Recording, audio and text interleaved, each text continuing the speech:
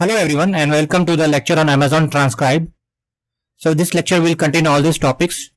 What is Amazon Transcribe? Features, supported languages, how Amazon Transcribe works, supported media types, Amazon Transcribe, job queuing, transcribing streaming audio, and partitioning speakers. So what is Amazon Transcribe? Amazon Transcribe is an automatic speech recognition service that uses machine learning models to convert audio to text. Amazon Transcribe can be used as a standalone transcription service or integrated into applications to add speech-to-text capabilities. The service offers advanced features including language customization for improved accuracy, content filtering for privacy and audience-appropriate language, multi-channel audio analysis, and individual speaker partitioning. Amazon Transcribe supports two transcription methods: real-time streaming for immediate transcription and batch processing for media files stored in Amazon S3 buckets. The service is HIPAA compliant, covered under AWS HIPAA eligibility model and BAA. It requires encryption of PHI at rest and in transit and offers automatic PHI identification at no additional charge across all regions where it operates. HIPAA stands for Health Insurance Portability and Accountability Act. It is a United States legislation that provides data privacy and security provisions for safeguarding medical information, and BAA stands for Business Associate Agreement. It is a contract between HIPAA covered entity and a business associate that will have access to protected health information. The agreement ensures that the business associate will appropriately safeguard the PHI in accordance with HIPAA regulations, and PHI is, as I talked about, is protected health information. So this is the feature for Amazon Transcribe. There are two more versions of it, which is Transcribe Medical, which is specific to medical, and Transcribe Call Analytics, which is used more in contact center to provide analysis of your Amazon Transcribe text. So herein we have all the features and whether it's eligible for batch or streaming. There are two modes, right? One is batch and one is streaming. So I'll just quickly run through it. So alternative transcriptions. So it's supported for both batch streaming and for Transcribe Medical also. And herein you can read for the last column, it's no, and post call is either it's post call or real time. So I'll just be focusing here. You can pause this screen if you want to look in detail. So these are all the features: channel identification, job queuing, language identification, multi-language identification, speaker diarization. So this I'll be covering what is this, and transcribing digits. So Transcribe works for both except for job queuing, which is only for batch because it's a queuing. So streaming, this is not applicable. Same for next feature categories: conversation analytics. So you have call characteristics, call summarization, custom categorization, real-time category events, real-time issue detection, real-time speaker sentiment and speaker sentiment. So here it's all no, but for call analytics, so basically you can provide some analysis on that. So this is post call. So there are two, we can say there are three modes: batch and streaming. We have seen post call is after a call has been after the transcription has been saved, then you can do a post call analysis.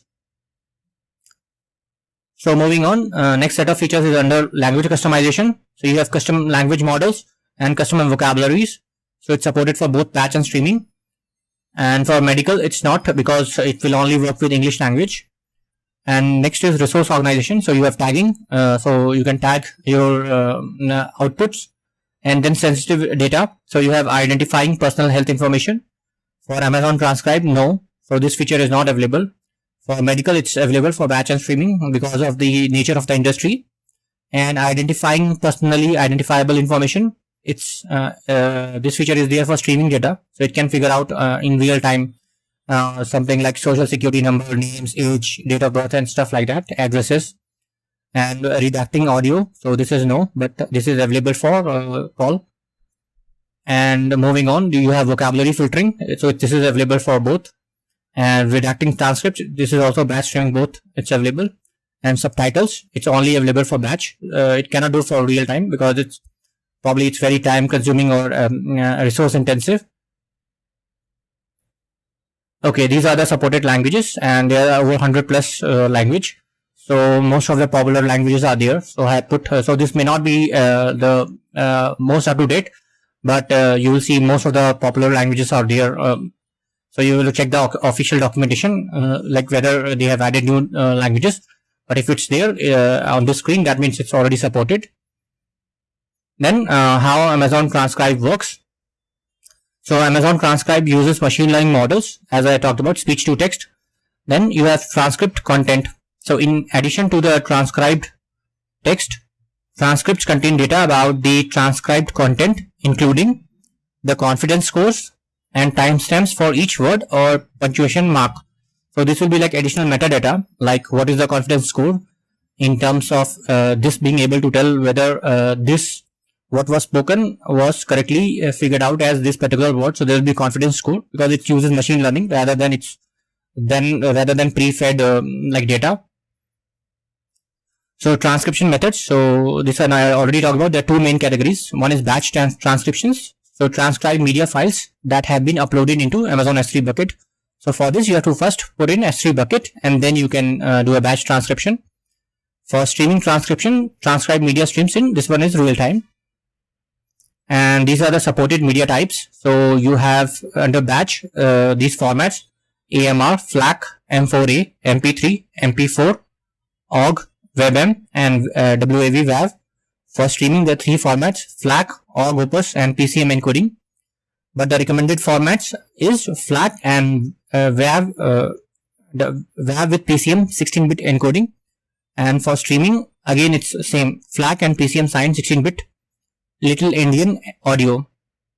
And this does not include WAV WAV. So this is PCM is slightly different format, but that is applicable only for streaming. So this one next feature is Amazon Transcribe job queuing. So job queuing allows you to submit more transcription job requests that can be concurrently processed. Without job queuing, you must wait until one or more requests are completed before submitting a new request once you reach the quota of allowed concurrent requests. So basically there is a limit on how many it can currently process, and once that is that you have reached, so let's say that limit is 10. So after 10 it will be queued. All your this is only for batch, right? So you have, let's say you have uploaded a lot of files and you have given a task within the transcribe to convert all this. So it is because usually there will be a lot of files when you it's not like 10, you can have upload multiple files, so it gets queued. And job queuing is optional for transcription job request, and it is automatically enabled for post call analytics request. So it's batch and post call. So once you have any batch job, post call analytics will if you want this will also get queued. So how job queuing works? So when enabled, so you have to enable it first. Amazon Transcribe creates a queue for request exceeding your limit. So if there is a certain limit, it will once you cross that, it will get automatically queued. So as soon as a request is completed, a new request is pulled from your queue and processed. Queued requests are processed in FIFO order, first in first out order. Queue limits and performance. So you can add up to 10,000 jobs to your queue, and exceeding this limit results in limit exceeded concurrent job exception error. And for optimal performance, Amazon Transcribe uses up to 90% of your quota, which is a bandwidth ratio of 0.9, to process queued jobs. And these are the default values that can be increased upon a service request. Concurrent processing. So if you enable job queuing but do not exceed the quota for concurrent request, all requests are processed concurrently. And job queuing provides flexibility in managing large volumes of transcription requests while maintaining system performance. Next is we'll see how to transcribe streaming audio. So this is the different feature, streaming. So queuing is more batch, and now we are looking at real-time transcription. So Amazon Transcribe streaming enables real-time transcriptions for media content, delivering streaming media and returning transcripts instantaneously, unlike batch transcriptions which require file uploads. Streaming media types supported by Amazon Transcribe include pre-recorded content like movies, music, and podcast, as well as real-time media as live news broadcast. So in case of a batch, you have input S3 and output could also be something where you download an S3 or directly download from the Transcribe console. But real time, you can just stream audio and get the transcription in real time. You can see on screen, or you can output through SDK or API. But you can have that, as well as you can upload your movies, music, or podcast audio file directly, and you have to wait in the sense it will be like real time. So as soon as you upload, it will start transcribing, and you will see the text right in front of you. So both the cases are possible. Common use cases for Amazon Transcribe streaming include a live closed captioning for sporting events and real-time monitoring of call center audio. And this can include podcast also if you have any kind of live events. So this will be very beneficial.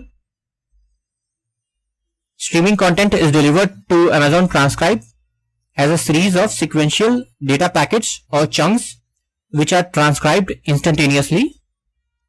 Advantages of streaming over batch transcription include real-time speech-to-text capabilities in applications and faster transcription times, although this increased speed may sometimes result in accuracy limitations because it has to do very fast. So there can be some loss of accuracy when compared to batch transcription.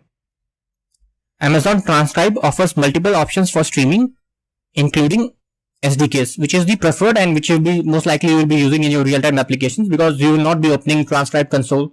That is only for manual testing and making sure the service is as per your expectation. But you will most likely using some kind of SDK like Python SDK, Go SDK, or Java SDK, and you will be integrating with your applications. Next is you can use HTTP to WebSockets and can directly use in the management console also for basic manual checking of features and testing. The next feature is partitioning speakers, and this is called as diarization. So speaker differentiation. So with speaker diarization, Amazon Transcribe can distinguish between different speakers in your transcription output. And it can differentiate up to 30 unique speakers. Labels from each speaker will have a unique value, something like speaker 0 to speaker 9. So it can go all the way to up to speaker 29. So because up to 30 unique speakers, it can identify in the audio. So transcript output structure. So request with speaker partitioning. So we have to ask for partitioning, speaker partitioning enabled. Include. So once you have included this feature, you have standard transcript sections, which is transcripts and items, and then you have additional speaker labels. So the whole transcript and items, then you will have all the speaker labels. So I'll be covering that in one of the code in next few slides.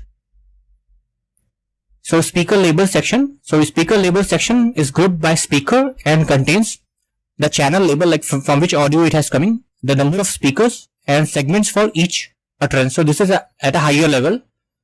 Now at the segment information, so each segment includes the start time, speaker label, end time, and items with detailed timestamp. So on the left is like how many speaker labels are there, like and what was the channel was the used, number of speakers and segments. So inside this segment, this information will be there. So let's say there are two speakers, there will be two segments, and let's say speaker A speaks, and then speaker A label, and what time to what time speaker A has spoken. Then there will be items like word occurrences and all, and those will have some more timestamps with metadata. So this is the sample output of a transcript request. So I'll be explaining this. So here you will have channel label. So channel label indicates the audio channel that is being transcribed, and this is useful for multi-channel audio. Then it will tell you speakers, that how many speakers. It shows the total number of unique speakers that it has identified in the audio, followed by speaker segments. So you have speaker first. Start time represent the beginning of a speech segment in seconds, and it will provide a label. Speaker label uniquely identifies each speaker. Speaker 0 to 1 to up to 29, then followed by end time. So end time marks the conclusion of speech segment in seconds, and then the first segment has finished. Then let's say second speaker has started speaking, and it will tell different speaker. Speaker 1 indicates a change in speaker, and the second speaker's start time, end time, and other items. That's all. Thanks for watching.